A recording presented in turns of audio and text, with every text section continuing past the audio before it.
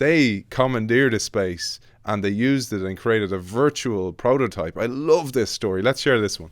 The parks is a huge business for them, probably, and or was, as we say, it seems to be at the moment. But he recognised that they were really struggling. People were going to the parks, long queues, really difficult to get there. People weren't enjoying the experiences. Like their key metric was people's intent to return. It was through the floor. It's like less than 10%, so it was really difficult. But he recognised that their existing methods were not working. Right, they weren't achieving the outcomes that they were aiming for. Unhappy customers, people not wanting to come back. That was their key metric. So they did something quite challenging, right? The antibodies in the Disney world are the Imagineers, and they're sort of the custodians of Walt Disney's image of what Disney should be, and the parks are actually the most physical manifestation of that, obviously. So anytime they're trying to change anything, there's always huge pushback. Would Walt want to do this? Like, it's like the ghost of like the ghost of Steve Jobs in Apple. It's like, what would Steve do? And so the sort of interesting thing he did is he picked a couple of different people out of the organization, and he moved them off to this sort of abandoned part of the park and set them up in this sort of warehouse facility where they started playing around with different technologies, tools, ideas about how they could make the park experience better. And the very first sort of expression that they came up with was what this sort of band that you might put on yourself, and you could magically touch things, and it would open doors, and it would pay for things.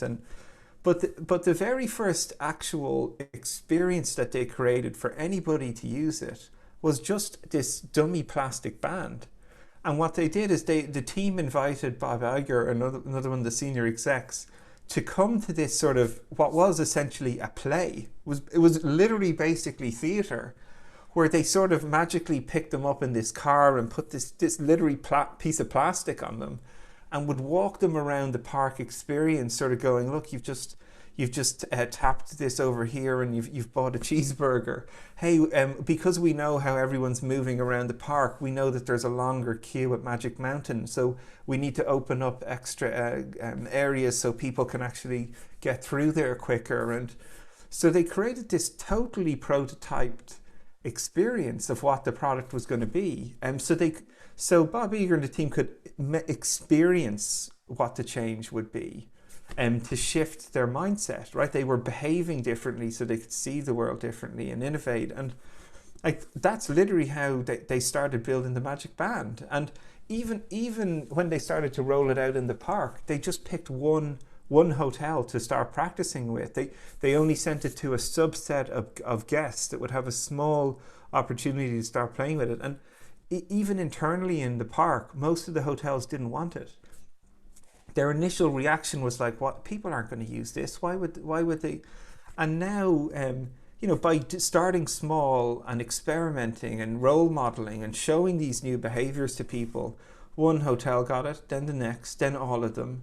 Now people collect the Magic Bands at Disney as it's like again more Disney merchandise that people want, and they also understand how the parks operate and work better because they have data now. They're understanding user flow through if it rains on a certain day, what do they stock even in terms of food that people buy. So the performance of the parks has actually gone up, but also the delight of their customers, where kids run around and just touch things, and it's been a phenomenal story for them, and I took a lot of inspiration in all the programs I've run, working with British Airways to sort of redesign Terminal 7 in New York. We took over one of the abandoned business class rooms and literally got the exec team set up in there for a week, where they were designing experiments, walking out onto the sort of the floor in Terminal 7. And believe me, most people have no idea who the executive team are or the companies that they travel with. So I'd have CEOs sitting down in the terminal, just asking people, why are you queuing here? What's frustrating about sitting in this terminal?